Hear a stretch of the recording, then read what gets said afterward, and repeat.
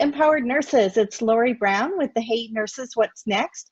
How Nurses Became Business Owners and Successful Entrepreneurs. And I'm so excited today. My special guest is Leanne Tiemann.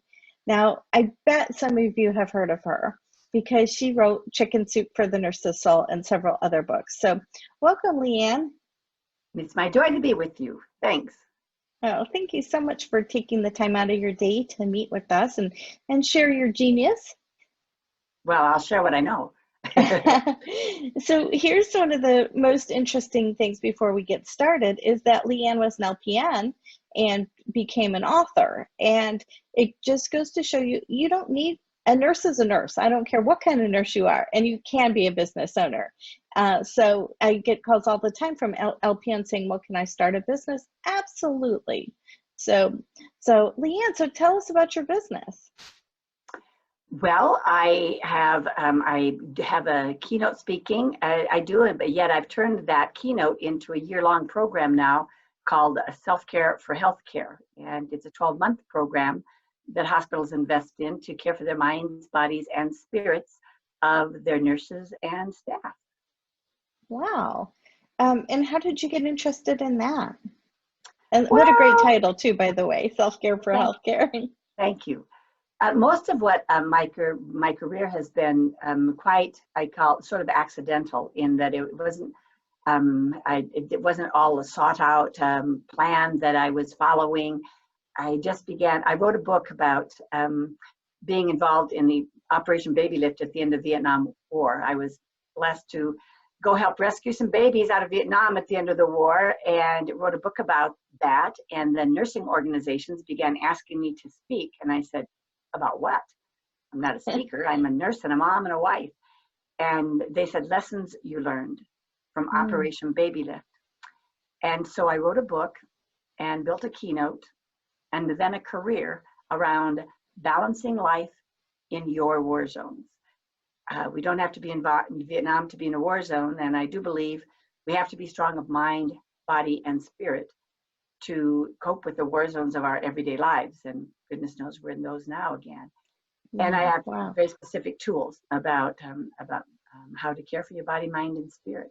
That hospitals like that so much, they started buying my Balancing Life book for all of the staff, and they wanted more. So I started doing workshops, and they wanted more. So I turned it into a year-long program called Self-Care for Healthcare. That's amazing. So that's exactly right. Is as a business owner, you see the need and then, oh, this is how I can fill it. So they've been asking and there was a need and you just filled it. That's how I built this entire career. And I've been speaking now and writing for 23 years. And each of the things I did next is I listened to what the need is and tried to figure out. Then I asked the experts and the people who were really in those trenches of whatever that need was, and then did the research and made a plan and a program in order to meet that. And I remember hearing your story. I heard you speak on Operation Baby Lift, and I just was so moved by it. I loved it. It was so inspiring. Oh, thank you. It was an amazing adventure that changed my life for sure, and my career direction. Yeah. And so how did you write Chicken Soup for the Nurse's Soul? Well, it's interesting. One thing I had to learn was to write my own personal story. I wrote a book about Operation Baby Lift called This Must Be My Brother. Because in the midst of all of this chaos, the little boy we thought we would adopt in 3 years picked me. So I came out of Vietnam with a son, went about my life merrily, raising him and our 2 daughters with my husband. And then I knew it was time to write the story because even he didn't know it. So I took every writing class and course and seminar and workshop and retreat and bought the books and read the magazines to learn how to write a true personal story. And that's when I wrote This Must Be My Brother. And then I loved writing true stories so much that I started listening to stories out there and writing them and sending them to Chicken Soup for admission and suggestions for their books. And they did buy quite a few of my stories for the books they were doing. And I was shocked then when one day Jack Canfield called and asked if I would co-author Chicken Soup for the Nurse's Soul with him, because he knew I was speaking to nurses and had quite a platform out there and relationships and connections. And that book, now, you know, people can kind of manipulate things, but all on its own, because I was speaking and writing so much, that book hit the New York Times bestseller list. And so then Chicken Soup said, what else do you want to write? And that's when I wrote Chicken Soup for Caregivers and 2 more for nurses. There's a 3-book series now. And actually, I've written 13 Chicken Soup for the Soul books. That's amazing. It is. Congratulations. Wow. So how many books have you written altogether? 21, I think. I should know that, shouldn't I? Yes, 21. Some of my books have been made into compilation books again from other publishers, and I wrote my Balancing Life book, and I have 3 editions now, 3 books on self-care for healthcare for 3 years of the program. Wow. So what is the biggest obstacle you've had to overcome in starting a business? One of the biggest one was I believe, just like I believe nursing is a calling, I think being a writer and a speaker or whatever new career choice that people are considering. And when I met you and learned about the Nurses in Business organization and spoke at that convention, there's lots of ways that nurses are called. And I believe we listen from a place of service and we are called. And I knew I was called to start speaking on this topic because when I did, they were just clamoring for it. And the next organization called and the next organization called. But the hard thing was we had 3 kids in college at the time. So the big obstacle was with this hobby, I became being able to charge for, and still I couldn't quit my day job to support 3 kids in college. But the big step I took finally was I said to my loving husband, I really know if I quit my day job and answer this calling and work full time at this, I could make as much as I did working as a part-time nurse. So that was maybe the biggest obstacle, is to overcome that financial concern. And and then it wasn't an obstacle, but certainly a challenge is, just like everything we do in nursing, we do it to perfection. We don't do things halfway. They have to be done to the very best. And then to learn, I joined lots of speaking organizations to learn how to do a speech. There's a privilege on that platform, and the challenge is to learn a whole new career. Yeah. So you had help building your speaking platform by, you know, how you're going to workshops and things like that. And how about for your writing platform? Indeed, I joined the National Speakers Association, and they taught me. And my writing platform, I continued to go to. At the time, Jack Canfield and Mark Victor Hansen had a Speaking and Writing Empire conference, and I went to that. And just like the Nurses in Business and the things that you offer, Lori, is just really tapping into the experts and paying attention that they are the experts, and not, invest your time and energy or money on those that aren't, but listening to those that really have succeeded. I joined a mastermind group, and I joined a writers group that I run all of my writing by to make it even better. So all of those, really investing the time and energy and dollars, actually, to have that expertise. Yeah, because it shortens the learning curve, doesn't it? Absolutely. Absolutely. I didn't have the money. We actually had to take out a loan so I could make a press packet, which we had back in the time, to send to people about what I offered. But I knew that if I invested in it and then invested in these organizations and invested in these workshops, that I would learn it faster and better to be the best. And indeed, it was a good investment. So what was your biggest failure? I don't like the word failure, but maybe call it challenge. I know you talked about, quitting your job, but any other, that was more of a challenge than a failure. Well, I have, I honestly, I don't think I've had a failure at this. I'm very blessed to say. I have invested in some marketing things that didn't turn out to be as fruitful as I had hoped. You try and see what works. And so I had some marketing plans that I implemented that weren't necessarily so successful.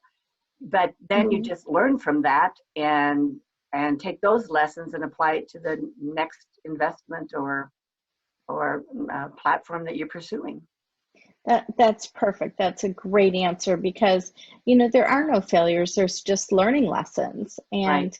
And you may make an investment that may turn out not well for you, but for the other people that invested, it probably turned out great. But everybody's different and unique. Absolutely true. And I it's, remember once investing in a $3,000 in a postcard mailing to program, a marketing plan. mhm, And I thought each time I did that, I would at least get one booking from it that would pay for that investment, and usually more. But there was a third one that I sent out, and we got no response whatsoever. Things had changed in the market. I wasn't aware of that, but that's all right. I learned and then used other approaches in the future.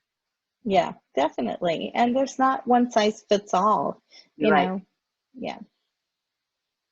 Well, great. And so what advice would you have for nurses who would like to start their own business? I guess I sort of covered some of that, honestly, but to honor that, I call it a calling. Because I speak on mind, body, spirit, I believe we have to listen to that deep inner voice within us and be still enough and take the space enough and often time away enough to just listen and be still and listen. I call it divine guidance and that direction in our lives. And then to realize that it is a calling and to honor that. One thing I heard at one of my very first writing seminars that really hit me between the eyes was the speaker said, "You have been given this message and you have the responsibility to share it."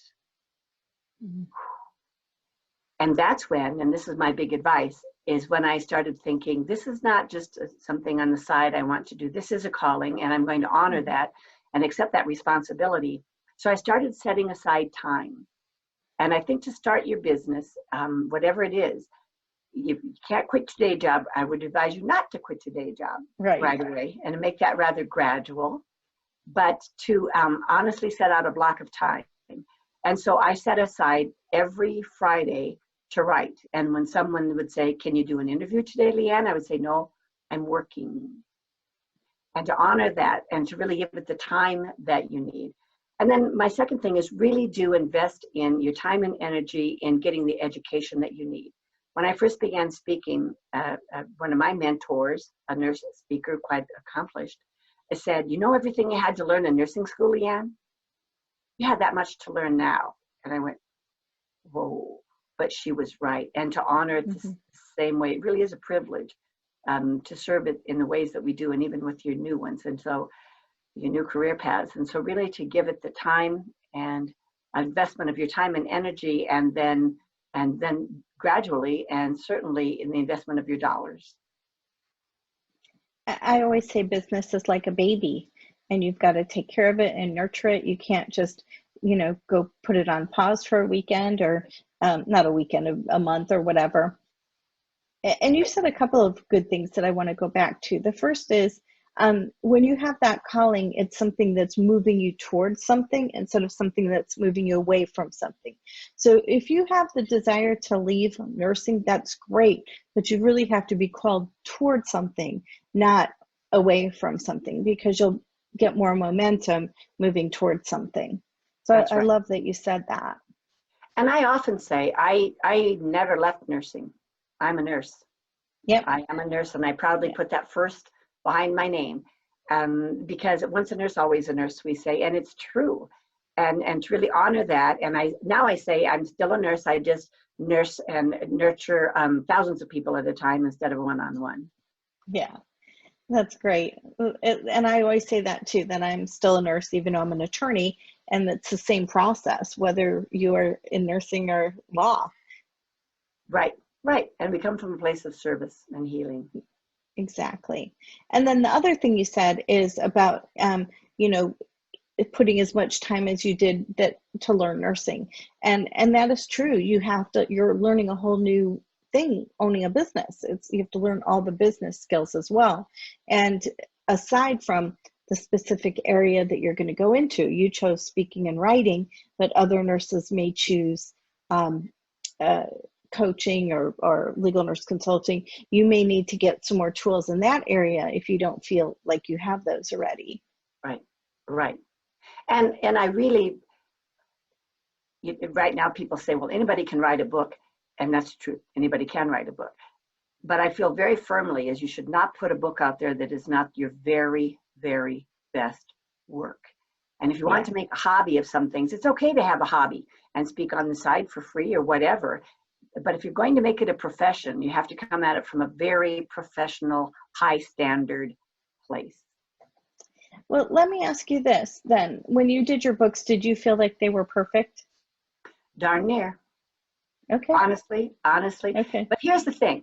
I thought I should be writing my Balancing Life book, and I kept kicking myself because, gosh, it's been 10 years. Now it's been 12 years of speaking, and I haven't written it yet, but it wasn't the right time to write it yet. Mm-hmm. A book I would have written 10 years before would not have been nearly as good.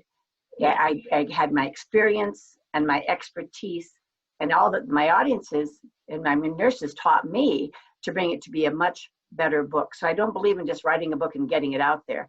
It does have to be really good. And I ran all my books by my writers group. I run them all by editors, professional editors, copy editors. To say it's perfect, it's as perfect as I can make it. Yeah, I think the reason why I ask is I think nurses get stuck in this, well, I can't do it because it's not perfect. And, you know, it's not going to be perfect, but it's going to be as good as you can do. Exactly. And done is better than perfect, because it will never be perfect. That's a good point, because I rewrote the book and I improved it even more. And certainly we do that. But and done is better than perfect, as long as it's done extremely well with the privilege we have of delivering a message. Yeah, and I think sometimes our perfection, I call it a nerve, our perfection nerd, it kind of keeps us from getting ourselves out there because we're afraid it won't be perfect. And again, you got to get yourself out there to get business. You do, absolutely. And that's the first step, is doing exactly that. And then you can always perfect it along the way. And I learned so much. Every time I gave a speech, I would write, I had an evaluation form for years, and what benefited you the most, and what could Leanne have spent more time on? And then it's saying, what did you do wrong? I'd say, what did you spend less time on? And I was very curious of listening to what the need was, to making sure that ever changing, I was meeting it. Yeah, that's great. That's great. So how can our listeners and viewers get in touch with you if they would like to learn more about what you do, or maybe have you come to their healthcare facility or buy your books? My website, they can go to leannetiemann.com, which is my name. And that drives them also to my website, which is selfcareforhealthcare.com. I have a registered trademark for self-care for healthcare. And there's lots of information. There's about me, and there's videos, and there's a store there with all of my books and all the things I offer to serve. Oh, wonderful, wonderful. Well, again, thank you so much for being a guest in this series, and I so appreciate it. I think you've given so much value, and you're somebody who walks their talk. It's all about giving and service. Thank you so much. It's been my privilege. So I'm happy to be a part of it. Thank you. Thank you, and thanks everybody. We'll catch you on the next video. Bye.